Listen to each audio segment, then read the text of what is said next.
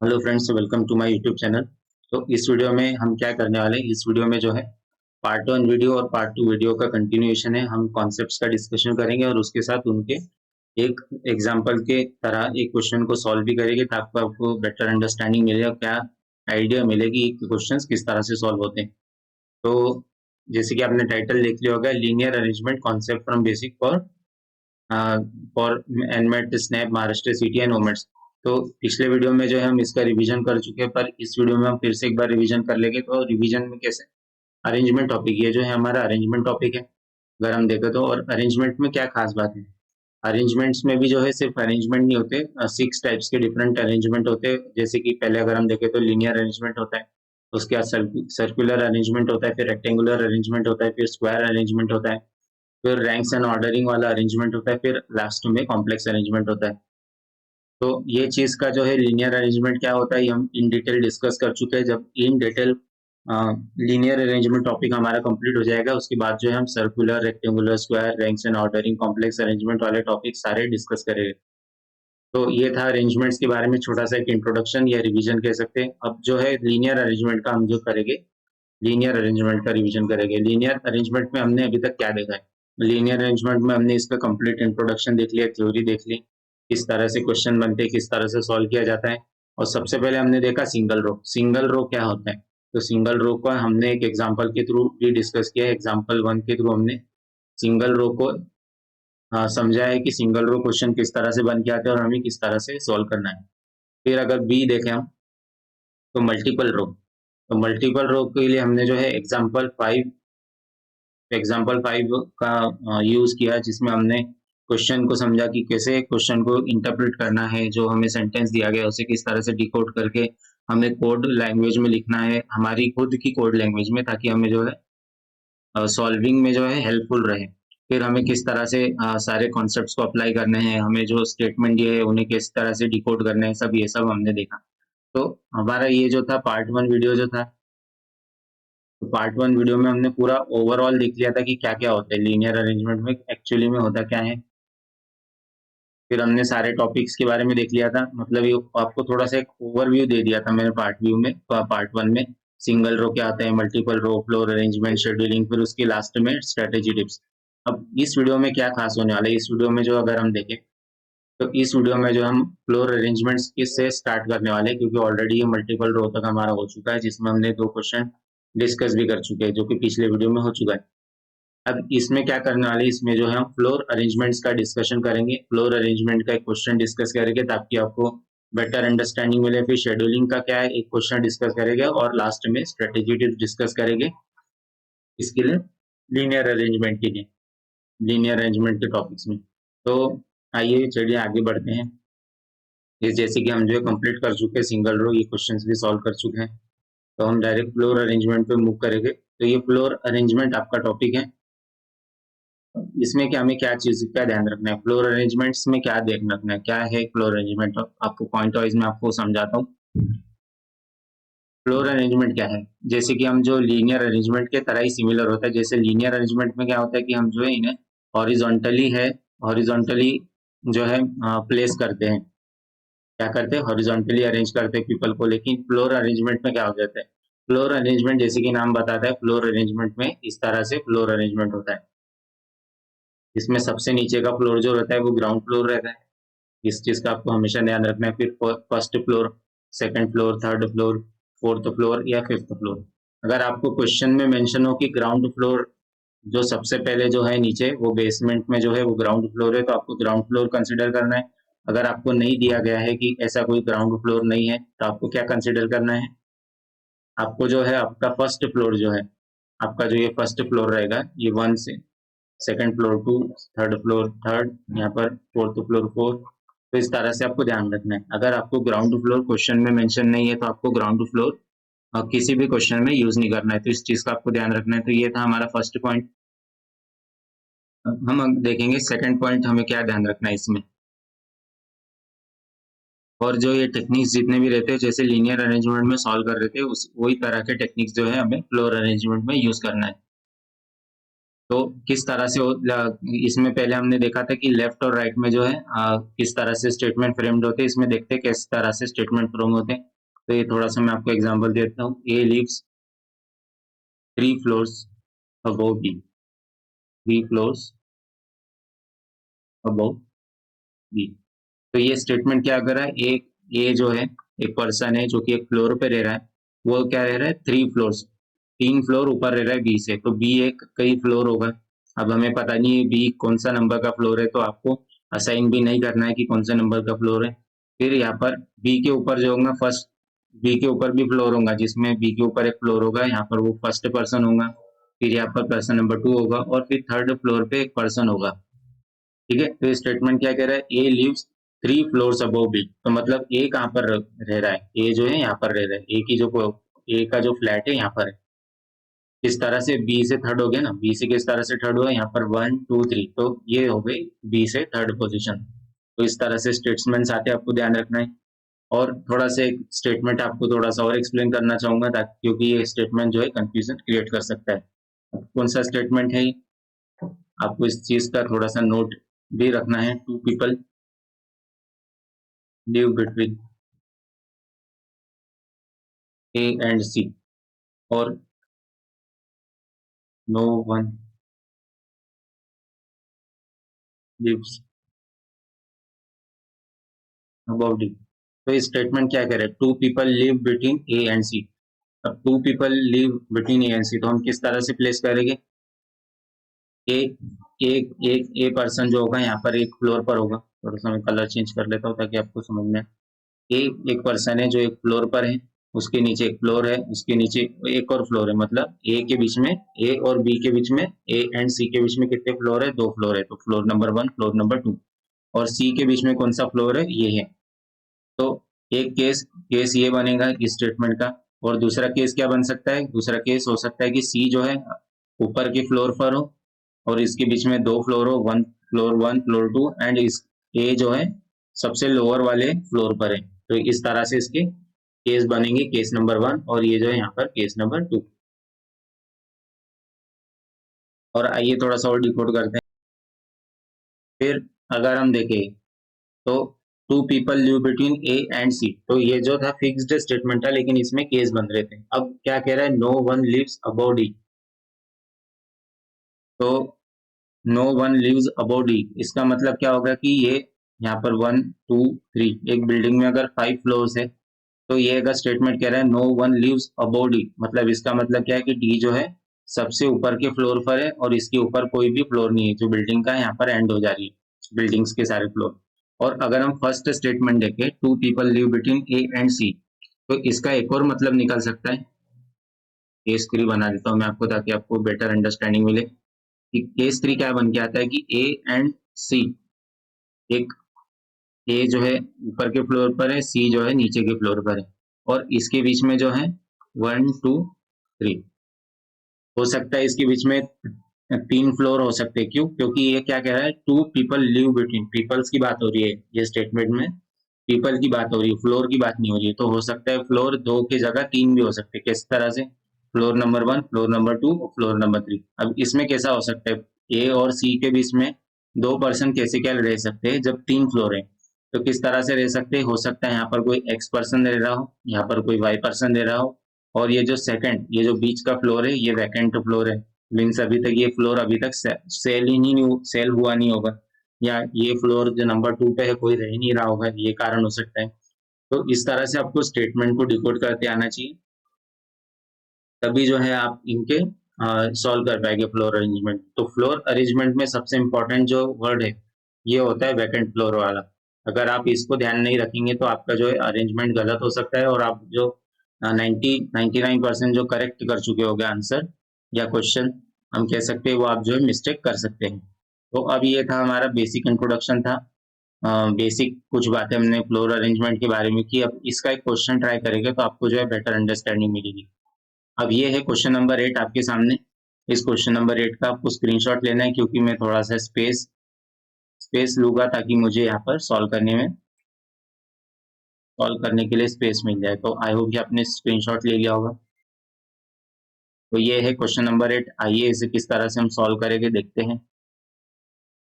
Question number क्या कह रहा है, Answer the question below based on the given information. 7 people A to F live in a 7-story building having floors numbered 1 to 7.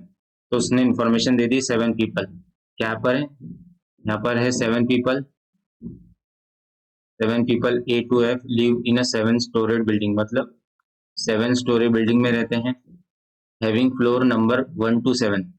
तो यहाँ पर किस तरह से फ्लोर है? अब फ्लोर कहाँ से स्टार्ट हो गया? अब अगर आपको पता है, थोड़ा सा लॉजिकली सोचेंगे तो ये जो होगा फ्लोर नंबर 1 होगा. अब इसमें ग्राउंड फ्लोर की मेंशन नहीं है तो आपको ग्राउंड फ्लोर कंसिडर नहीं करना है. तो फर्स्ट जो स्टार्टिंग में जो फ्लोर है उसे फ्लोर नंबर 1 कंसिडर किया गया है. फ्लोर नंबर 1, फिर 2, फिर 3, फिर 4, फिर 5, फिर 6 एंड फिर 7. तो इस तरह से 7 फ्लोर है हमारे. इन 7 फ्लोर पर 7 पर्सन्स रहते हैं. तो हमारा ये हमने फर्स्ट स्टेटमेंट को बहुत ही इजीली डिकोड कर लिया. फिर क्या कह रहा है? The lowest floor is floor 1 while the top most floor is 7th floor. तो इस तरह से आपको इन्फॉर्मेशन भी मिल जाएगी. Only one person live on a floor.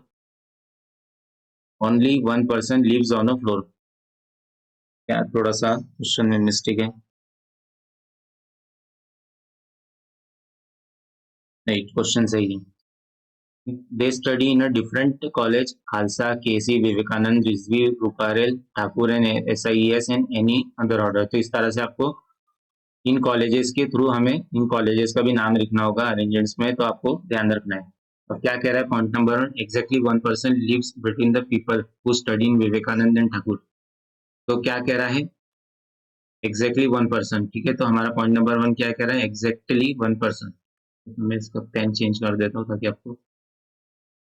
तो विवेकानंद ठाकुर क्या कह रहा है? विवेकानंद और ठाकुर के बीच में एक पर्सन रह रहा है. मतलब एक फ्लोर है, विवेकानंद और ठाकुर जिस फ्लोर पर रह रहे हैं उस फ्लोर के बीच में एक पर्सन रह रहा है.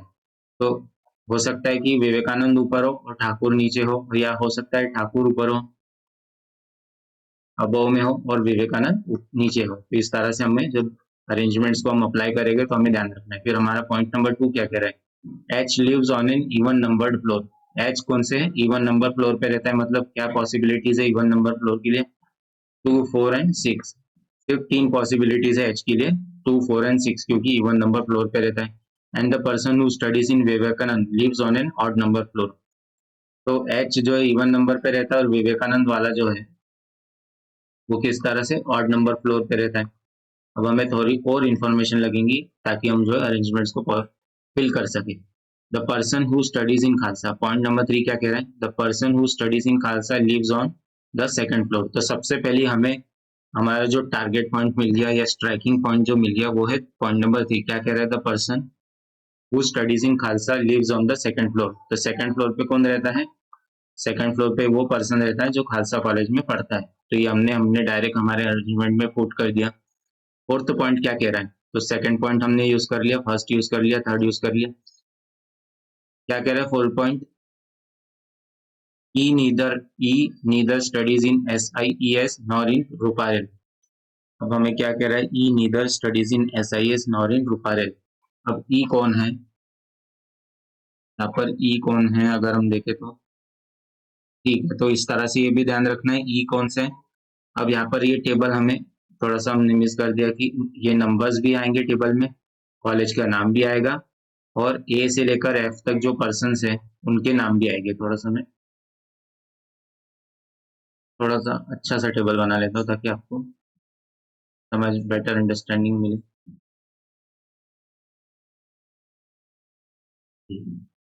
तो ये हमने टेबल बना लिया है. यहाँ पर कंप्लीट बढ़िया टेबल बनना चाहिए, तभी जो है आप क्लियरली समझेगा कि हम क्या कर रहे हैं. टेबल बना लेता हूँ मैं 2 मिनट.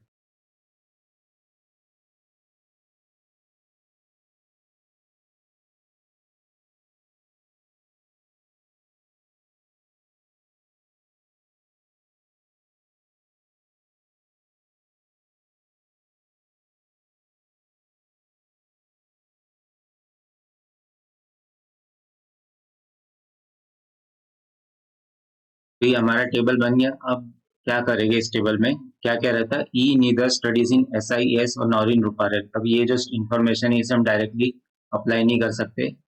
ये कौन से कॉलेजेस में पढ़ता, बिल्कुल भी नहीं। क्या मतलब ये क्या कह रहे हो? Point number 4, E neither studies in SIES nor इन रूपारेल, मतलब ये ई जो है SIS कॉलेज में भी नहीं पढ़ता और रूपारेल कॉलेज में भी नहीं पढ़ता। तो ये हमारा पॉइंट नंबर 3, पॉइंट नंबर कौन सा था? ये 4, नंबर 4 था ये। पॉइंट नंबर 4 था। पॉइंट नंबर 5 हमें क्या कह रहा है? The person who studies in Vivekanand does not live on the first floor. तो विवेकानंद जो है यहाँ पर नहीं पढ़ता है। कौन सा? फर्स्ट फ्लोर पे विवेकानंद नहीं है। फर्स्ट फ्लोर पर अब जो भी इंफॉर्मेशन ऐसी साइड वाइज इंफॉर्मेशन रहेंगी हम इस तरह से साइड में लिखेंगे, इन कॉलम्स में नहीं लिखेंगे। The person who studies in Vivekanand does not live on the first floor and the person who studies in SIES, ये जो है SIES है, does not live on the top most floor. जो पर्सन है जो भी SIES में पढ़ता है वो टॉप मोस्ट फ्लोर पे नहीं रहता है। तो इस तरह से आपको मार्क कर लेना है। अब हम कभी विवेकानंद को हमें मिल गया, तो अगर हम फर्स्ट पॉइंट को अप्लाई करने की कोशिश करें तो विवेकानंद और ठाकुर के बीच में एक पर्सन है। मतलब हो सकता है कि ये विवेकानंद यहाँ पर हो थर्ड पॉइंट पर और ठाकुर यहाँ पर हो, और ये पोजीशंस भी हमारी खाली हैं, तो हो सकता है विवेकानंद। तो इसलिए फर्स्ट पॉइंट हम फिर से अभी यूज नहीं करेंगे। क्या H पॉइंट यूज कर सकते हैं? अगर हम देखें तो H246 पे आ सकता है, तो 2 पे ऑलरेडी कोई आ चुका है। अब H के लिए पोजीशंस जो बची वो है 6 और 4। H के लिए क्या पोजीशंस बची है? 6 और 4 ही बची है, दो पोजीशंस बची है। अभी से आइए देखते हैं, फिर से डिकोड करते हैं। और हमारा क्या पॉइंट था? सेकंड पॉइंट था कि विवेक जो है ऑड प्लेस पर ही आएगा। तो विवेक के लिए अगर हम देखें तो ऑड प्लेसेस अगर कौन से बचेंगे, तो विवेक के लिए ऑड प्लेस, तो विवेक के लिए ऑड प्लेस कौन से बच रहे हैं? ये 3 बच रहा है और 5 बच रहा है। तो अब हमें क्या पॉसिबिलिटी मिल गई कि विवेक और ये जो है, अब क्योंकि H यहाँ पर भी आ सकता है और H यहाँ पर भी आ सकता है, तो इस पॉइंट को अभी हम फिर से होल्ड पर रख सकते हैं। अदरवाइज अगर आप अप्लाई करने का करें तो ठाकुर जो है यहाँ पर आ सकता है, ठाकुर या विवेक, और ठाकुर और विवेक यहाँ पर आ सकता है। लेकिन अभी हम इसे शुरुआत में अभी अप्लाई नहीं करेंगे, अदरवाइज जो है आप कंफ्यूजन में चले जाएंगे। फिफ्थ पॉइंट हमारा हमने देख लिया कि फिफ्थ पॉइंट भी अप्लाई कर दिया। C lives immediately about the person who studies in Vivekanand. अब सी को एक पर्सन है जो इमीडिएटली रहता है जहाँ पर एक पर्सन जो है विवेकानंद, एक पर्सन जो है विवेकानंद में पढ़ता है, और उसके अबव का जो फ्लोर है वहां पर एक पर्सन रहता है सी। तो ये हमने भी डिकोड कर ली। अब विवेकानंद यहाँ नहीं रह सकता, विवेकानंद यहाँ नहीं रहता। अगर विवेकानंद यहाँ रहेगा तो यहाँ पर सी वाला पर्सन आ जाएगा, लेकिन यहाँ पर H की पॉसिबिलिटी है, तो अभी हम ये पॉइंट भी डायरेक्टली अप्लाई नहीं कर सकते। या फिर अगर हमने HC मतलब विवेकानंद को यहाँ रखा तो सी यहाँ पर आ सकता है, तो ये पॉइंट भी अभी हम अप्लाई नहीं कर सकते। अब हम और एक और पॉइंट देखेंगे। पॉइंट सी क्या कह रहा है? ये था पॉइंट 6, पॉइंट नंबर ये था 6 हमारा। पॉइंट नंबर 7 देखते हैं, आइए क्या कह रहा है। पॉइंट नंबर सी कह रहा है D lives immediately below H। D lives immediately below H। H यहाँ पर प्लेस पर होगा और D उसके नीचे होगा। अब हमें H की पोजीशन कंफर्म नहीं पता है, तो हम ये पॉइंट को भी अभी अप्लाई नहीं कर सकते। पॉइंट नंबर 7, पॉइंट नंबर 8 को आइए देखते हैं। पॉइंट नंबर 8 क्या कह रहा है? G lives on the 5th floor. तो हमें ये अगेन स्ट्राइकिंग पॉइंट मिल गया, तो आपको जो पॉइंट्स बहुत स्पीड में पढ़ते रहना है ताकि आपको स्ट्राइकिंग पॉइंट, तो हमारा स्ट्राइकिंग पॉइंट कौन सा था? स्ट्राइकिंग पॉइंट थर्ड था, और स्ट्राइकिंग पॉइंट हमें फिर से मिल गया। क्या कह रहा है point number 8? G lives on the 5th floor. G lives on the 5th floor, तो G यहाँ पर आ गया हमारा। फिर 9th पॉइंट क्या कह रहा है? The person who studies in Ruparel stay immediately above it. फिर पॉइंट नंबर हमारा 9 क्या कह रहा है? The person who studies in Ruparel, एक पर्सन जो है रूपारेल में पढ़ता है, वो किसके इमीडिएटली अबव में है? स्टेज इमीडिएटली अबव ए। तो इस तरह से आपको जो है कोडिंग लैंग्वेज में लिख लेना है ताकि आपको बेटर पॉइंट्स को अप्लाई कर सके। 10th पॉइंट क्या कह रहा है ये देखते हैं। ये हमारा पॉइंट नंबर 9 था।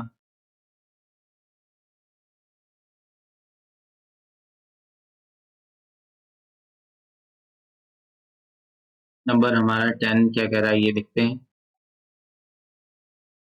पॉइंट नंबर 10, पॉइंट नंबर हमारा 10 क्या कह रहा है? Person who studies in SIES lives immediately above the person who studies in KC। मतलब एक पर्सन SIS में जो पढ़ता है वो इमीडिएटली अबव केसी रहता है। तो पॉइंट 10 के लिए अगर हम पॉसिबिलिटीज देखें तो एसआईएस तो टॉप मोस्ट फ्लोर पे नहीं है, ठीक है।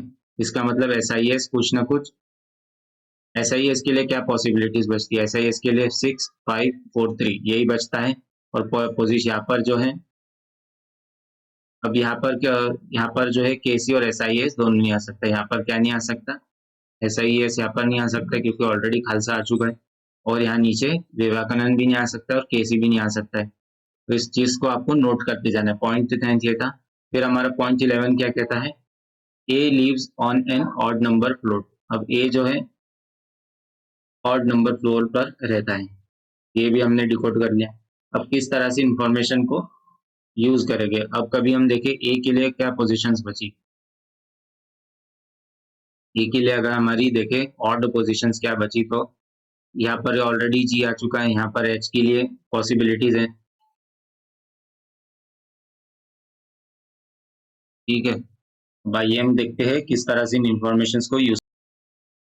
अब हम किस तरह से देखेंगे, अब हमने जब सारे पॉइंट्स जब आपने पढ़ लिए, और इस तरह से आपको जरूरी नहीं है डिकोड करने की, लेकिन जो इंपॉर्टेंट पॉइंट है उसको इस तरह से लिखेंगे तो आप जो है बार बार आपको सेंटेंसेस या जो हमें क्वेश्चन दिया गया उसे पढ़ने की जरूरत नहीं पड़ेगी। हम अगर अगर देखें तो पॉइंट नंबर 9 और मुझे पॉइंट नंबर ये जो 11 है लिंक होते हुए देख रहे, किस तरह से लिंक होते हुए देख रहे। ए जो है ऑड नंबर पर ही आएगा, तो ऑड नंबर की प्लेसेस कौन सी है, 1 3 5 7। तो 4 पोजीशन पे ए की पॉसिबिलिटीज है आने की, लेकिन कौन कौन सी पॉसिबिलिटीज एलिमिनेट हो जाती है। तो पॉसिबिलिटीज अगर हम देखें कौन सी एलिमिनेट हो जाती है, possibility position floor number 1 eliminate हो जाता है और फ्लोर नंबर 7 आ जाता है। क्यों एलिमिनेट हो रहा है ये दोनों पोजीशन 1 और 7 क्यों एलिमिनेट हो रहा है, क्योंकि पॉइंट नंबर अगर 9 देखे तो ए के ऊपर इमीडिएटली अबो एक पर्सन है जो रुपारेल कॉलेज में पढ़ रहा है। इसका मतलब इसके पास कितनी पोजीशंस बची, इसके पास सिर्फ 2 पोजीशन बची, जिसमें जी जो है ऑलरेडी 5th पोजीशन पे बैठा है, तो इसका मतलब ये 5th पोजीशन भी एलिमिनेट हो गई। इस तरह से आपको जो है ऑड नंबर और इवन नंबर का ध्यान रखना है। मतलब ए के पास पोजीशन बची वो है 3rd पोजीशन, तो यहाँ पर ए पर्सन आएगा जो यहाँ पर है, और इसके इमीडिएटली अबव कौन सा पर्सन है, इसके इमीडिएटली अबव वो पर्सन है जो रुपारेल कॉलेज में पढ़ रहा है। अब इसका मतलब क्या हो गया कि हमने जो है पॉइंट नंबर 9 को यूज कर लिया, पॉइंट नंबर 11 को यूज कर लिया, इन्हें आप कट कर सकते हैं। फिर ये क्या कह रहा है कि रुपारेल में जो है, फिर पॉइंट नंबर 4 को अगर हम देखें तो ई जो है ना रुपारेल कॉलेज में पढ़ता है ना एसआईएस में भी नहीं पढ़ता। इसका मतलब यहाँ पर एच आने की पॉसिबिलिटीज है लेकिन ई आने की पॉसिबिलिटी बिल्कुल नहीं है। तो ये पॉइंट नंबर 4 का भी हमने थोड़ा सा यूज कर लिया। फिर अगर हम देखें विवेकानंद के ऊपर सी है, विवेकानंद के इमीडिएटली अबव सी है, पर ये पॉइंट अभी यूज नहीं कर सकते हम। फिर अगर हम देखें तो एच 7 पॉइंट नंबर अगर 7 देखें, पॉइंट नंबर हम 7 अगर देखें तो पॉइंट नंबर 7 क्या कह रहा है कि एच जो है इमीडिएटली अबव डी है। तो अगर एच हम यहाँ पर रखते पोजीशन 4th पर, अगर एच को इस तरह से यहाँ रखा तो यहाँ पर तो डी आना चाहिए था, पर यहाँ पर ऑलरेडी ए आ चुका है जो कि हमने लॉजिकली फाइंड किया है। तो इसका मतलब एच जो है, एच की यहाँ पर पॉइंट पोजीशन 4th पर आने की पॉसिबिलिटीज एलिमिनेट हो चुकी है। इसका मतलब एच के लिए जो पॉसिबिलिटी बची है वो सिर्फ यहाँ कहाँ पर है, अगर हम देखें एच के लिए, एच कहाँ पर आने वाला है, एच अगर हम एच को यहाँ पर भी रखें, अगर हम यहाँ एच को पोजीशन 6 पे भी रखें, अगर यहाँ भी रखेंगे तो ये पोजीशन भी एलिमिनेट हो जाती, क्योंकि ऑलरेडी यहाँ पर जी आ चुका है और यहाँ पर अब जी आ चुका है तो हम डी नहीं रख सकते। तो कौन कौन सी पॉसिबिलिटीज एच के लिए एलिमिनेट हो गई, 4th पोजीशन एलिमिनेट हो गया, 6th पोजीशन भी एलिमिनेट हो गया, सिर्फ बचा जो है 2nd पोजीशन। तो एच जो है 2nd पोजीशन पर आएगा और एच के जस्ट नीचे डी आएगा। तो इस तरह से आपको जो है अप्लाई करते जाना है। फिर हमने जो यहाँ लिख के रखा था ये पोजीशंस को हम यहाँ डिलीट कर देंगे ताकि कंफ्यूजन क्रिएट ना हो, ठीक है। तो ये रहा हमारा कुछ, हमने कौन कौन से पॉइंट्स यूज कर लिए, पॉइंट नंबर 2 हमने यूज कर लिया। अब विवेकानंद क्या है, पॉइंट नंबर 4 को यूज कर लिया, पॉइंट नंबर 7 को भी यूज कर लिया, पॉइंट नंबर 9 ये भी यूज कर लिया, ये यूज कर लिया। अब ये क्या कह रहा है कि S I E S, point number 10 को अगर हम देखें तो क्या कह रहा है, एस आई ई एस जो कॉलेज है वो इमीडिएटली अबव के सी है। मीन्स अब इसके लिए क्या पॉसिबिलिटीज है, तो क्या पॉसिबिलिटीज है एस आई एस के लिए, क्या 2nd पोजीशन पे आ सकता है, नहीं, क्योंकि क्यों नहीं आ सकता? क्योंकि ऑलरेडी खालसा आ चुका है। क्या फोर्थ पोजीशन पे आ सकता है? बिल्कुल भी नहीं आ सकता। ऑलरेडी रूपारेल कॉलेज आ चुका है, जो कि फिक्स्ड पोजीशन है रूपारेल के लिए। क्या थर्ड पोजीशन पे आ सकता है? SIES, पॉइंट नंबर 10 के बारे में बात कर रहे हैं। क्या SIES थर्ड पे आ सकता है? बिल्कुल नहीं, क्योंकि खालसा ऑलरेडी आ चुका है, जिसका मतलब KC कॉलेज यहाँ नहीं आ सकता। तो 1 2 3 4 यहाँ पर तो हम प्लेस ही नहीं कर सकते इसे। तो SIES और KC के लिए कौन सी पोजीशंस बची? सिर्फ दो ही पोजीशन बची। कौन सी बची? पोजीशन 6 और 5। क्यों? अब ये पॉइंट 6 और 5 क्यों बची? यहाँ पर तो 3 हमें फ्लोर दिख रहे हैं, क्योंकि यहाँ पर हमने नोट करके रखा है कि यहाँ पर SIES कॉलेज नहीं आएगा। इसका मतलब SIES को हम यहाँ प्लेस करेंगे, SIES को यहाँ प्लेस करेंगे, और इसके जस्ट नीचे KC को प्लेस करेंगे। तो देखा हमने, पॉइंट नंबर 10 को भी यूज कर लिया, 7 को भी यूज कर लिया, 9 को भी यूज कर लिया, 11 को भी यूज कर लिया, पॉइंट नंबर 8 को भी यूज कर लिया। अब क्या कह रहा है? पॉइंट नंबर हमारा ये जो 6 है, आपको शायद दिख नहीं रहा होगा, थोड़ा सा मैं इसे पॉइंट नंबर 6 को फिर से लिख देता हूँ। ये जो है पॉइंट नंबर 6 क्या कह रहा है कि विवेकानंद कॉलेज के जस्ट अबव जो फ्लोर है वहां पर C रहता है, C नाम का पर्सन रहता है। तो अब C के लिए कौन सी पोजीशन है? C के लिए ये पोजीशन लेफ्ट है, पोजीशन कहाँ पर? 4th। और C के लिए कौन सी पोजीशन है? क्या बची है? कौन सी? क्या 7 पोजीशन बची है C के लिए? क्या C अगर हम यहाँ पुट करेंगे फ्लोर नंबर 7 पे, तो SIES कॉलेज तो ऑलरेडी यहाँ पर फिक्स्ड पोजीशन में आ चुका है। इसका मतलब विवेकानंद और ये 6 और 7 फ्लोर इसे नहीं मिलेगा। तो बची हमारे लिए जो पॉसिबिलिटी बची, वो कौन सी है? वो बची है ये C जो है वो फ्लोर नंबर 4 पे आएगा, और इसके जस्ट नीचे जो आएगा वो आएगा विवेकानंद कॉलेज वाला। तो ये जो है कॉलेजेस के नाम है, और ये पर्सन है, A से लेके F तक पर्सन है। तो ये हमने देख लिया। अब हमने कौन कौन सी ठीक है, अब हमारे कौन कौन सी कॉलेज है अगर हम देखें कॉलेजेस को, फिर हमारे अब हमारा पॉइंट नंबर हम जो यूज करेंगे वो है पॉइंट किसे? पॉइंट नंबर 1 पे जाएगी, फिर से पॉइंट नंबर 1 पे जाएगी। पॉइंट नंबर 1 हमें क्या कह रहा है कि विवेकानंद और ठाकुर के बीच में एक स्टूडेंट है। क्या है? एक कॉलेज का स्टूडेंट है या एक पर्सन है। तो विवेकानंद और अब विवेकानंद और इसके बीच में अगर हम देखें तो यहाँ पर ऑलरेडी रूपारेल आ चुका है। इसका मतलब विवेकानंद विवेकानंद और ये KC, तो यहाँ पर तो कोई पॉसिबिलिटी नहीं दिख रही है third floor, fourth floor, fifth floor, क्योंकि ऑलरेडी फिक्स्ड फ्लोर है। तो ठाकुर के लिए जो पोजीशन बन रही है वो है फ्लोर नंबर 1। फिर फ्लोर नंबर 1 पे ही ठाकुर के लिए पॉसिबिलिटी बन रही है। फिर अगर हम देखें तो हमारे ऑलरेडी ऑलमोस्ट सभी कॉलेज आ चुके हैं, सिर्फ एक ही कॉलेज बचा है, और पॉइंट नंबर 1 भी हमारा यूज हो चुका है।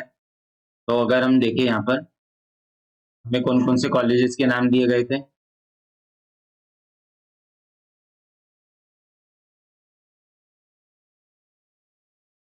तो अगर अब हम ठीक है, अगर हम पॉइंट नंबर 4 को, अगर पॉइंट नंबर 4 यूज हो चुका है लेकिन इसको फिर से रिविजिट करेंगे, पॉइंट नंबर 4 अगर हम देखें,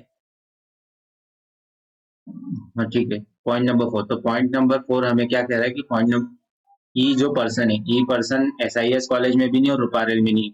अब रूपारेल में कौन सा पर्सन है वो तो हमें ऑलरेडी मिल गया, लेकिन SIES का जो कॉलेज है उसमें कौन पर्सन रहता है वो अभी भी ब्लैंक है। तो क्या ई आने की पॉसिबिलिटीज है यहाँ पर भी ई आने की पॉसिबिलिटी बिल्कुल नहीं है।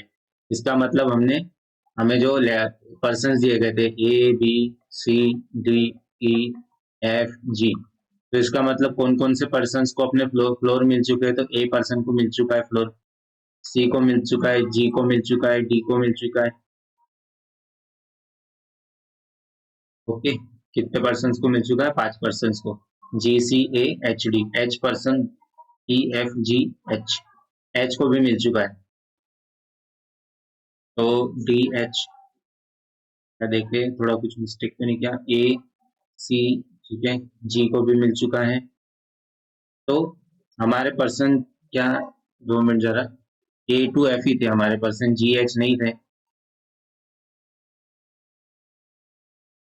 EFGH। तो ये थोड़ा सा जस्ट मिनट, तो ये क्वेश्चंस में कुछ ये जो ये दिया गया हमें, ये थोड़ा सा मिस्टेक्स है।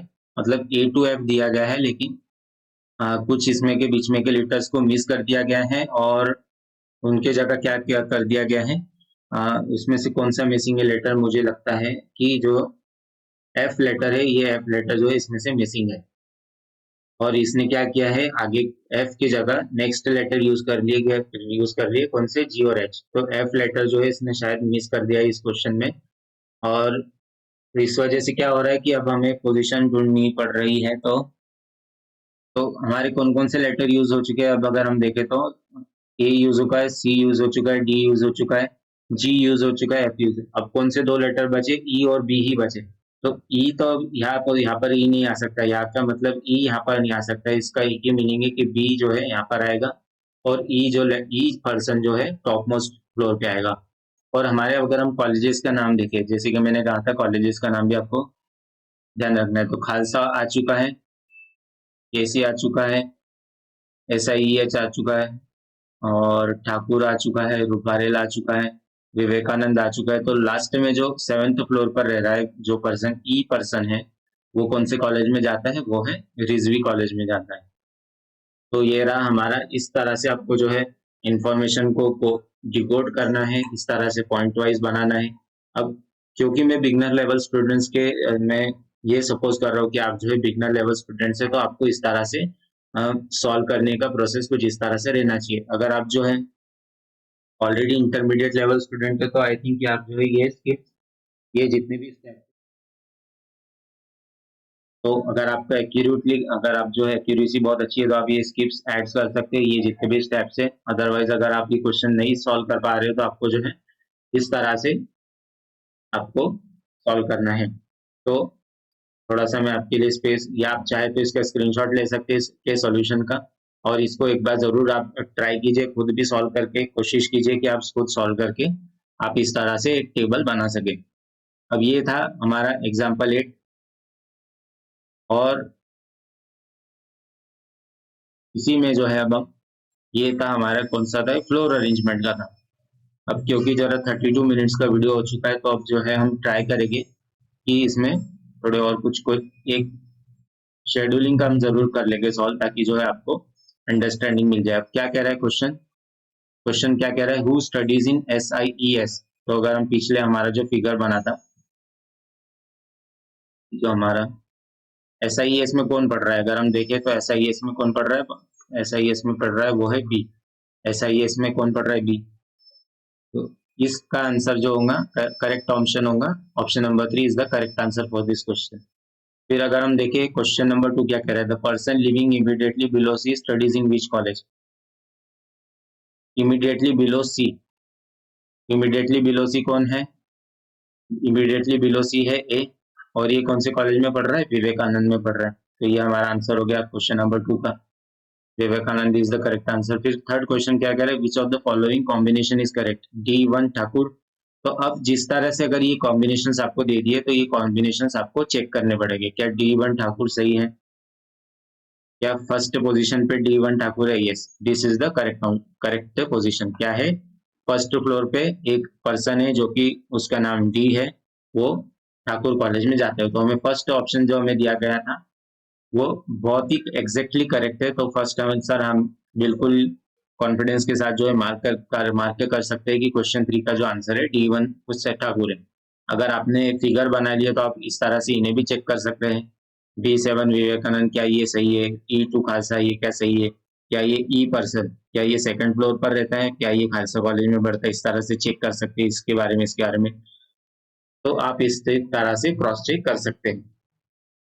अब जो है, अब हम शेड्यूलिंग पे मूव करते हैं। शेड्यूलिंग जैसे आपको मैंने पीछे भी इंट्रोडक्शन दे चुका हूँ कि शेड्यूलिंग क्या होता है। ये ट्रेन, बस, ये जो है ट्रेन पर बेस्ड क्वेश्चन होते हैं, बस, ट्रक, कार, बाइक्स पे बेस्ड क्वेश्चन होते हैं। इसमें एग्जैक्टली होता क्या है, इसमें क्या होता है, सबसे पहले मैं आपको बताना चाहूंगा। इसमें अगर हम देखें अरेंजिंग पीपल, इसमें क्या होता है, arrangements of people, arrangement of people. फिर क्या होता है, अरेंजमेंट ऑफ पीपल, या फिर लेक्चर्स। ट्रेन, आपने देखा होगा आपके स्कूल या कॉलेजेस में लेक्चर्स का जो है टाइम टेबल बना होता है।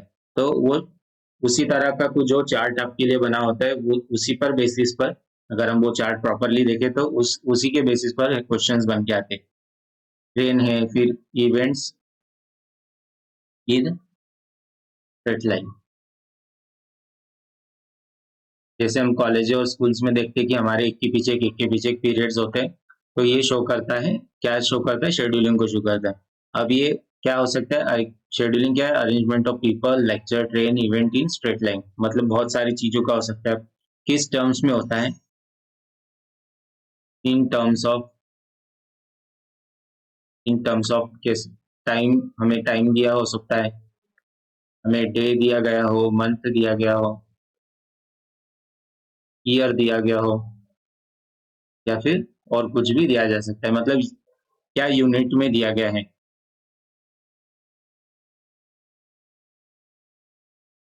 ठीक है, तो ये कुछ हमारा बेसिक इंट्रोडक्शन था शेड्यूलिंग के बारे में। अब ये जो क्वेश्चन हम सॉल्व करेंगे तो आपको जो है इसकी और भी एक बहुत ही अच्छी बेटर अंडरस्टैंडिंग मिलेंगी। तो ये क्वेश्चन नंबर 11 है आपके लिए, एग्जाम्पल 11, क्योंकि इसके बीच में भी कुछ एग्जाम्पल्स है जो हम एक सेपरेट वीडियो में डिस्कस करेंगे, लेकिन हम एक बेसिक क्वेश्चन को सॉल्व करते हैं ताकि आपको बेटर अंडरस्टैंडिंग मिल जाए। तो आई होप कि आपने इसका स्क्रीनशॉट ले लिया होगा, क्योंकि मुझे थोड़ा सा स्पेस चाहिए तो मैं इसे मिनिमाइज कर दूंगा। ठीक, मेरे लिए इतना काफी होगा स्पेस। तो ये रहा आपके सामने क्वेश्चन नंबर 11। सबसे पहले क्वेश्चन को प्रॉपरली रीड कीजिए।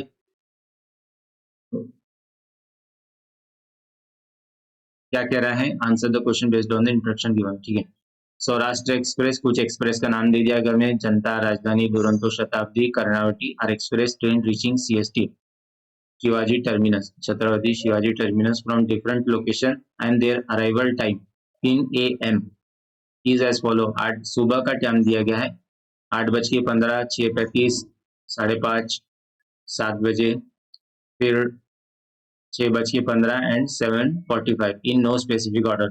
ठीक है, तो अब इस चीज का ध्यान रखना है कि इस सेम हमें जो ये टाइम दिया गया है ये एज इट इज नहीं फॉलो होगा, थोड़ा सा ये रैंडम हमें दिया गया है, हमें जो है इसे फिक्स्ड हमें एक टेबल बनाना होगा, वो हम देखते हैं। फिर क्या कह रहा है, Saurashtra express does not arrive at 7 AM। तो सबसे पहला पॉइंट क्या है, सौराष्ट्र एक्सप्रेस जो है 7 AM मतलब सुबह 7 बजे नहीं आती, नंबर 1 था हमारा। पॉइंट नंबर 2 क्या कह रहा है, Duronto express arrive immediately before Rajdhani express. Duronto express arrives immediately before Rajdhani express, मतलब इसका मतलब क्या है कि राजधानी एक्सप्रेस के पहले जो है, ठीक है, दुरंतो एक्सप्रेस जो है राजधानी के पहले आ रही है। तो इस तरह से आपको पॉइंट नोट करके आपको ध्यान रखना है, राजधानी। फिर हमें थर्ड पॉइंट क्या दिया गया है, Janata express does not reach Mumbai later than, क्या कह रहा है, Janata express does not reach Mumbai later than 6:30 AM।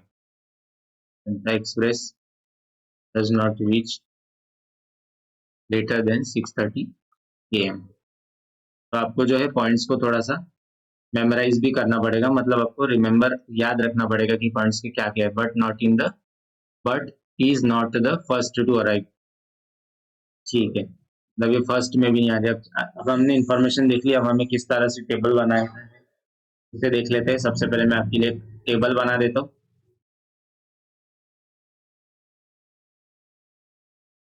Table बना लेते हैं यहाँ पर। यहाँ पर सब सारे ट्रेन्स का नाम होगा इस टेबल में, और यहाँ पर उनका टाइम दिया गया होगा कि वो कितने बजे आ रहे हैं, कितने बजे नहीं। अब ये क्या कह रहा है, कितने ट्रेन से हमारे 1 2 3 4 6 ट्रेन है, तो 6 कॉलम्स बना लेते हैं, 6 रो बना लेते हैं, 1 2 3 4 एंड लास्ट में 6। तो इस तरह से हमने टेबल बना लिया। अब इस टेबल का क्या हमें फायदा होगा, एक बार मैं आपको थोड़ा सा बता देता हूँ कि यहाँ पर जो है ट्रेन का नाम आएगा, ट्रेन, और यहाँ पर टाइम। फिर अब हम क्या करेंगे, हमने जो ये डिकोड किया इन्फॉर्मेशन, अब थर्ड पॉइंट क्या कह रहा था, Janata express does not reach Mumbai later than 6:30 AM। मतलब 6:30 AM से ज्यादा लेट नहीं आती है, but is not the first to arrive. ठीक है, तो क्योंकि ये हमें AM में दिया गया टाइम, तो हम इसे किस तरह से सॉल्व कर सकते हैं। हम जो है टाइम जो है ऑलरेडी इसे टाइम लिख देते हैं, जैसे कि हमें क्या टाइम दिया गया है, 8:15, 6:35, 5:30, 7:0, 6:15, 7:45, इन नो स्पेसिफिक ऑर्डर। अगर हम इसमें देखें तो सबसे पहले जो शेड्यूल है, टाइम जो है सबसे पहला, मतलब अर्ली टाइम कौन सा है, तो सबसे अर्ली टाइम ये है जो कि नंबर 1 पे है। उसके बाद जो है 6:15 है, 2, ये थर्ड थर्ड ट्रेन का आने का टाइम है। फिर ये फोर्थ ट्रेन का आने का टाइम है, ये फिफ्थ ट्रेन का आने का टाइम है, और ये सिक्स्थ ट्रेन के आने का टाइम है। तो इस तरह से हम नंबर वाइज लिख देंगे। तो सबसे पहले जो ट्रेन आ रही है उसका ऐसे इस तरह से नंबर दें, 1 2 3 4 5 6। तो अब हम सबसे पहले यहाँ पर टाइम लिख देते हैं, ताकि हम फिर हमें जो है बहुत आसानी हो जाएगी क्वेश्चन को सॉल्व करने में। तो 6:35, 5:30,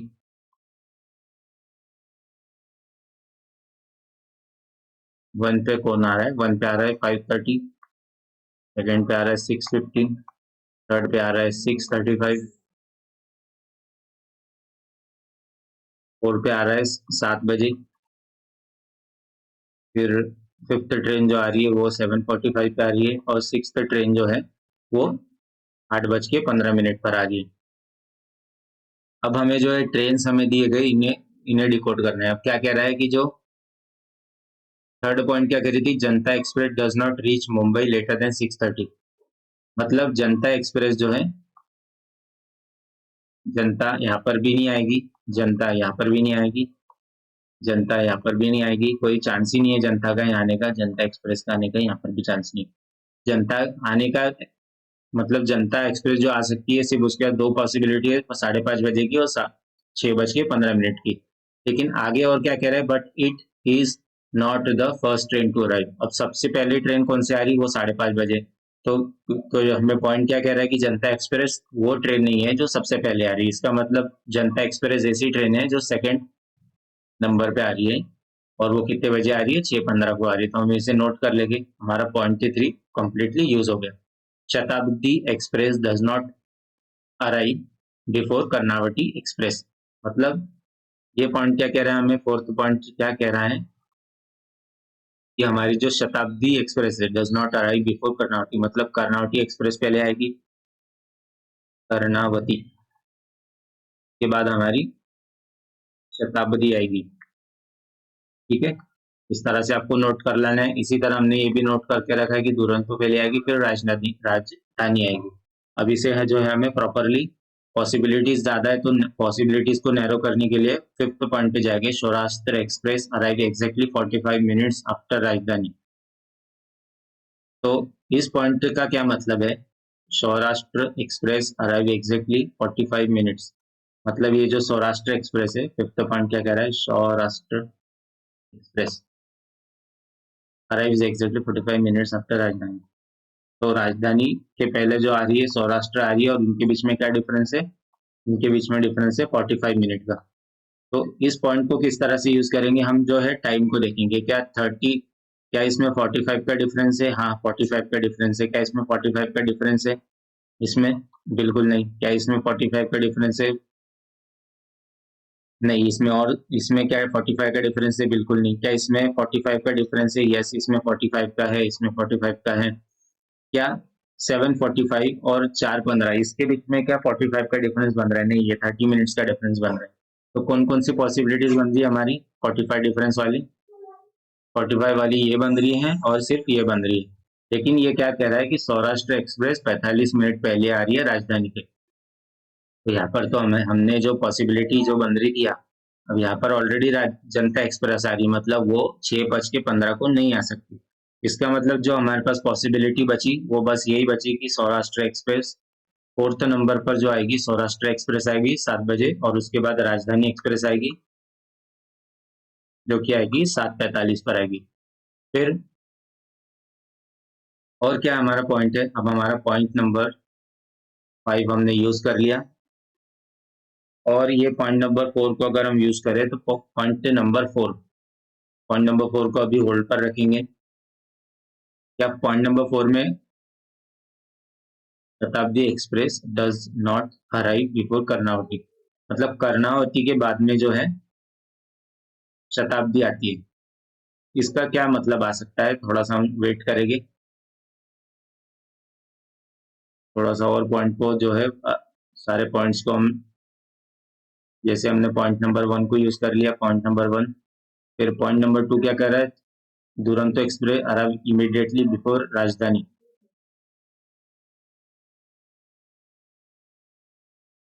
ठीक है, क्या पॉइंट कह रहा है कि immediately Duronto express arrive immediately before Rajdhani express.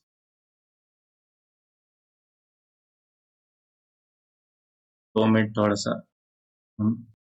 तो अगर हम पॉइंट नंबर 2 को देखें, पॉइंट नंबर 2 क्या बोल रही है कि दुरंतो जो इमीडिएटली बिफोर राजधानी आता है, लेकिन हमने यहाँ क्या लिख दिया कि राजधानी जो है सौराष्ट्र के राजधानी के पहले कौन आ रहा है, सौराष्ट्र आ रहा है। ये कब क्यों लिखा था हमने, क्योंकि पॉइंट नंबर 5 को यूज किया था, जो कि कह रहा था कि इन दोनों के बीच में 45 का डिफरेंस है। बट लेकिन हमें पॉइंट 2 क्या कह रहा है कि इमीडिएटली बिफोर राजधानी कौन सी एक्सप्रेस आ रही है, दुरंतो। तो इस पॉइंट का मीनिंग क्या है, इस पॉइंट का मीनिंग ये है कि सौराष्ट्र जो एक्सप्रेस है और राजधानी, इसका एक मीनिंग निकल के आ रहा है कि ये जो राजधानी एक्सप्रेस है सौराष्ट्र के पहले आ रही है, मतलब हमने जो ऊपर नीचे जो लिखा था, अब हम जो है इसे करेक्ट करेंगे। तो राजधानी जो है 7 बजे आ रही है, और सौराष्ट्र एक्सप्रेस जो है 7:45 को आ रही है। और पॉइंट नंबर 2 क्या कह रहा था, हमारा पॉइंट नंबर 2 कह रहा था दुरंतो एक्सप्रेस जो है राजधानी के पहले आती है, तो हम यहाँ दुरंतो को लिख लेंगे, दुरंतो एक्सप्रेस। अब हमारे पास 2 पोजीशन बचे जिसमें हमें 2 एक्सप्रेस को फिल करना है। तो अब हमने देखे तो कर्णावती एक्सप्रेस और हमारी यहाँ पर शताब्दी एक्सप्रेस नहीं है। तो पॉइंट नंबर 4 को अगर हम देखें तो जनता एक्सप्रेस हमने पॉइंट 3 को भी यूज कर लिया, पॉइंट 2 को भी यूज कर लिया, पॉइंट नंबर 1 को भी यूज कर लिया, पॉइंट नंबर 5 को भी यूज कर लिया, सिर्फ एक पॉइंट बचा, वो है पॉइंट नंबर 4। पॉइंट नंबर 4 क्या कह रहा है, पॉइंट नंबर 4 कह रहा है कि कर्णावती एक्सप्रेस जो है शताब्दी एक्सप्रेस के पहले, क्या कह रहा है, शताब्दी express does not arrive before Karnavati express. इसका मतलब क्या हुआ, सौराष्ट्र क्या कह रहा है, शताब्दी express does not arrive before, मतलब ये जो है कर्णावती एक्सप्रेस के बाद ही आती है, मतलब कर्णावती एक्सप्रेस पहले आएगी और फिर शताब्दी आएगी। तो हमारे पास 2 ही पोजीशन बची, तो इन पोजीशंस को कैसे फिल करेंगे, कर्णावती पहले आएगी और फिर शताब्दी।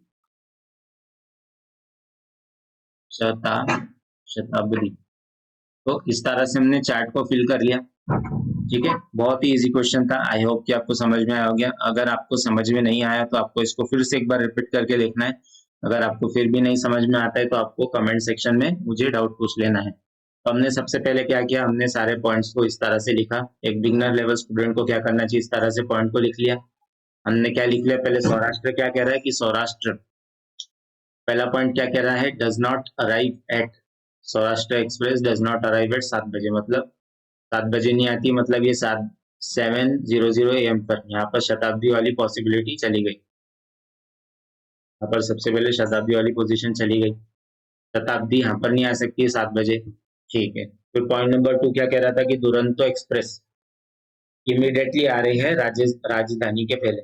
इसका मतलब दुरंतो पहले आएंगी और दुरंतो के जस्ट बाद जो आएगी राजधानी आएगी।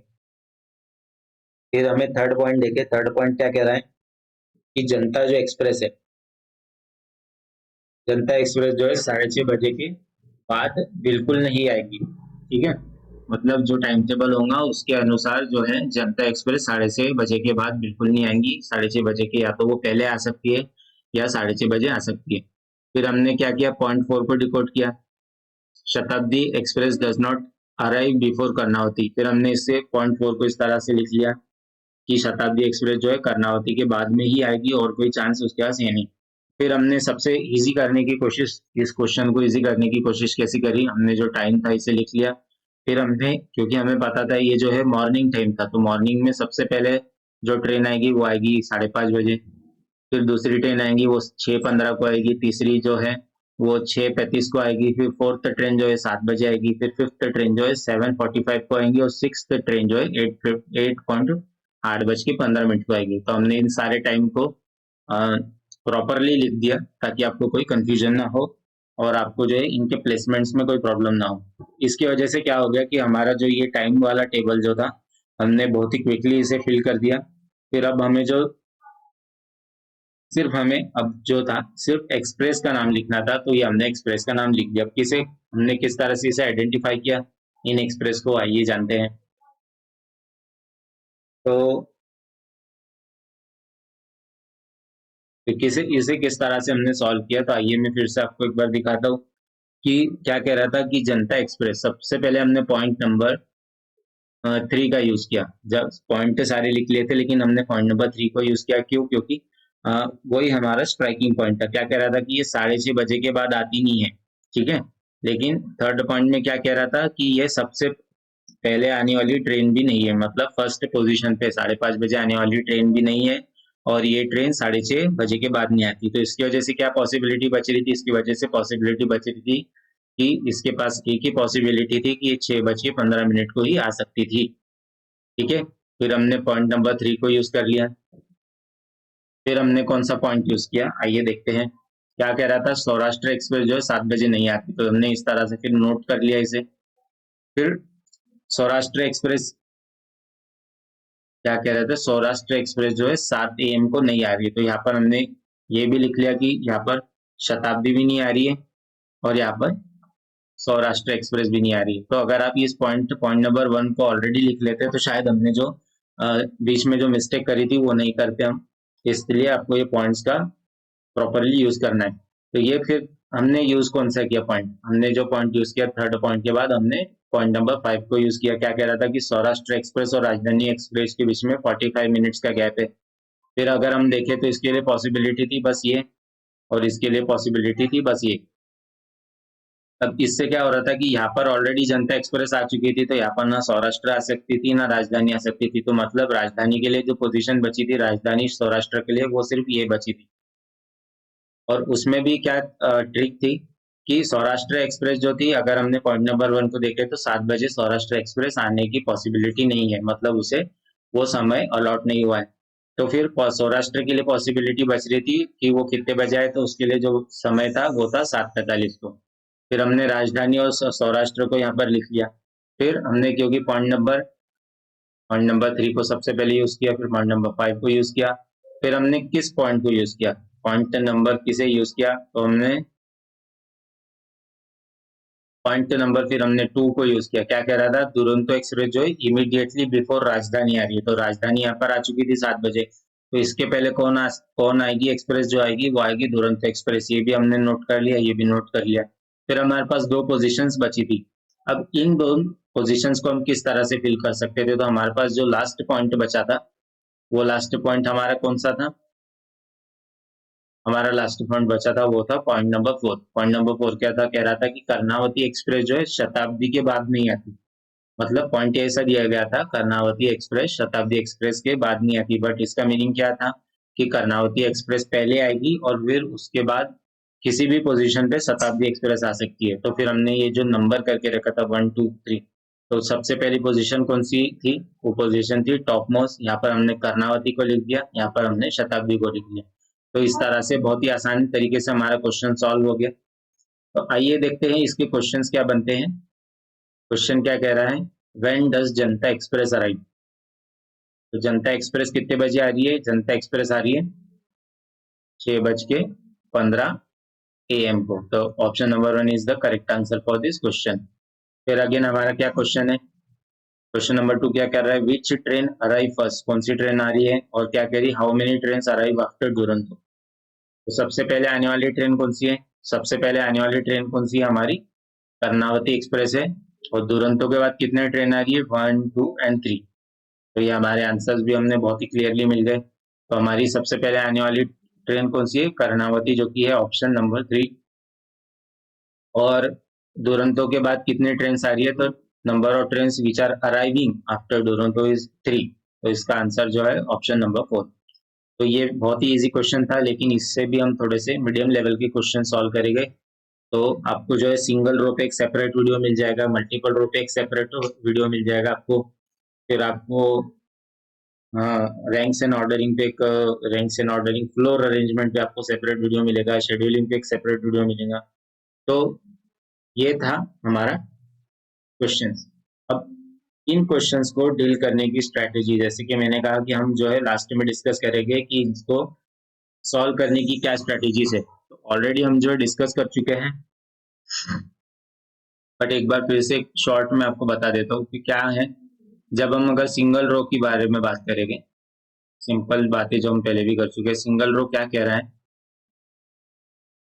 अगर आपको सिंगल रो क्वेश्चन दे दिया गया है और आपको डायरेक्शन नहीं दी गई है, सपोज आपको डायरेक्शन नहीं दी गई है, तो आपको क्या कंसिडर करना है कि रो में जो भी सिंगल रो में जो भी पर्सन बैठे हैं वो कौन सी डायरेक्शन फेस कर रहे हैं, वो नॉर्थ डायरेक्शन फेस कर रहे हैं। अगर आपको नॉर्थ दिया गया कि नॉर्थ डायरेक्शन फेस कर रहे हैं, तो आपको नॉर्थ डायरेक्शन में उन्हें फेस करना है। अगर आपको कहा गया है कि साउथ डायरेक्शन है, तो आपको साउथ डायरेक्शन में फेस करना है। तो ये था हमारा पॉइंट नंबर 1 सिंगल रो के लिए। सेकेंड पॉइंट क्या है,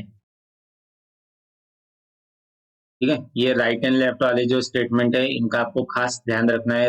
राइट एंड लेफ्ट वाले क्वेश्चंस, राइट एंड लेफ्ट वाले स्टेटमेंट जो कि ये 1 2 3 एग्जाम्स पल में आ चुके हैं, उसका भी आपको ध्यान रखना है। थर्ड पॉइंट क्या क्या है, मल्टीपल रो के बारे में बात करेंगे। मल्टीपल रो क्या कह रहा है, मल्टीपल रो, मल्टीपल रो क्या कह रहा है। First try to identify the people in each row और कॉलम। अगर हम मल्टीपल रो हमें दे दिया गया है, तो सबसे पहले हमें क्या करना है कि रो नंबर 1 में अगर हमें 2 रो दिए गए हैं, row number 1 and row number 2, तो सबसे पहले आप पर क्या करना है, identify the people. Identify people, सबसे पहले हमें आइडेंटिफाई पीपल करना है। सेम यहाँ पर भी आइडेंटिफाई करना है पीपल्स को। फिर डायगोनली अपोजिट कौन बैठा है, ठीक है, डायगोनली कौन इस तरह से अपोजिट बैठा है, इसे भी हमें बहुत ध्यान रखना है। फिर ये जो रहता है डायगोनल, और क्या ध्यान रखना है कि डायगोनली अपोजिट जो पर्सन रहते हैं वो कॉर्नर पर ही रहते हैं, ठीक है। जैसे अगर आपको 5 पर्सन यहाँ पर दिए गए, 4 पर्सन दिए गए, तो डायगोनली अपोजिट कैसे होंगे, यहाँ पर एक पर्सन, ये इसके डायगोनली अपोजिट, ये पर्सन इसके डायगोनली अपोजिट। हो सकता है कोई क्वेश्चंस में आपको दिया गया हो जिसमें जो है सेकंड पोजीशन वाला पर्सन जो है इसके अपोजिट है, फिर ये थर्ड पोजीशन वाला इसके अपोजिट है, तो इस तरह से आपको ध्यान रखना है। ये था हमारा पॉइंटर नंबर 3। फिर पॉइंट नंबर 4 हमें क्या कह रहा है, आइए देखते हैं। पॉइंट नंबर 4 क्या है, फ्लोर बेस्ड क्वेश्चन, ठीक है, ऑलरेडी हम डिस्कस कर चुके हैं, लेकिन आपको एक लास्ट में थोड़ा सा फ्लोर बेस्ड क्वेश्चंस में हमें क्या ध्यान रखना है। हमें एक तो सभी, अगर कोई वैकेंट फ्लोर हो बिल्डिंग में, जैसे अभी हमने क्वेश्चन जो सॉल्व किया उसमें तो कोई वैकेंट फ्लोर नहीं था, लेकिन एक मैं आपके लिए वैकेंट फ्लोर वाला क्वेश्चन भी लाऊंगा, लेकिन उसको आपको ध्यान रखना है कि वैकेंट फ्लोर, जो वैकेंट फ्लोर वाले क्वेश्चन है यहाँ पर, इसमें आपको ध्यान रखना रहेगा। आपको क्या होगा, कभी कभी इंफॉर्मेशन नहीं दी गई होगी कि कोई वैकेंट फ्लोर है, तो फिर भी आपको आइडेंटिफाई करना आना चाहिए। जब आप प्रैक्टिस करेंगे तो आपको आ जाएगा। फिर क्या कह रहे हैं, अगर हम शेड्यूलिंग की देखें तो शेड्यूलिंग का क्या कह रहा है कि शेड्यूलिंग में हमें क्या ध्यान रखना है, आपको ये ध्यान रखना है कि अगर आपको यूनिट कौन सी दी गई है, क्या आपको टाइम दी गई यूनिट में, इसका आपको ध्यान रखना है। क्या डे दिया गया है, मंथ, क्या आपको ईयर दिया गया है, तो आप इसको, इन सारी चीजों का आपको ध्यान रखना है। तो स्ट्रेटेजी टिप्स जो है मैंने की, जैसे कि मैं ऑलरेडी डिस्कस कर चुका हूँ, लेकिन ये कुछ स्ट्रेटेजी टिप्स थी जो आपको हमेशा याद रहनी चाहिए। अगर आप सिंगल रो का क्वेश्चन सॉल्व कर रहे हैं तो आपको क्या स्ट्रेटेजी टिप्स याद रहनी चाहिए, मल्टीपल रो सॉल्व कर रहे हैं तो क्या याद रहना चाहिए, फ्लोर बेस कर रहे हैं तो क्या याद रहना चाहिए स्ट्रेटेजीज, सिमिलरली इसके तरह। तो इस वीडियो में बस इतना ही था, ठीक है। तो ये पिछले वीडियो में जो था हमने कुछ रिवीजन कर लिया था। I hope, I don't think so कि अब आपको नेसेसरी है रिवीजन का, थोड़ा सा मैं रब कर लेता हूँ। तो जैसे कि मैंने कहा, we are going to have a great year of learning together. इसका मतलब इस सेंटेंस का और इस कोट का मीनिंग क्या है, what is the meaning of this quote, इस कोट का मीनिंग क्या है। इस कोड का मीनिंग क्या है कि हम जो रीजनिंग एबिलिटी के जितने भी टॉपिक्स है, ये जो है 2024 और 2025 वाला जो सेशन है, इसमें हम जो है रीजनिंग एबिलिटी के सारे टॉपिक्स को कवर करेंगे, सारे टॉपिक्स कवर करेंगे, उन सारे टॉपिक्स के कॉन्सेप्ट्स कवर करेंगे, उन सारे कॉन्सेप्ट्स को अप्लाई करके प्रीवियस ईयर क्वेश्चंस हो, बेसिक क्वेश्चन हो, मीडियम लेवल क्वेश्चन हो, एडवांस लेवल क्वेश्चन हो, प्रीवियस ईयर क्वेश्चन हो, इन सारे क्वेश्चंस को हम जो सॉल्व करेंगे ताकि आपको जो है एग्जाम लाइक सिचुएशंस में हेल्पफुल रहे। तो अगर आपने इस मेरे चैनल को अगर आपने सब्सक्राइब नहीं किया है तो इस चैनल को मेरे सब्सक्राइब जरूर कर दीजिए, इस वीडियो को लाइक कर दीजिए, और आपका अगर कोई स्टडी ग्रुप है तो उस स्टडी ग्रुप में इस वीडियो को जरूर शेयर कर दीजिए। तो इस वीडियो के लिए बस इतना ही था। Thank you.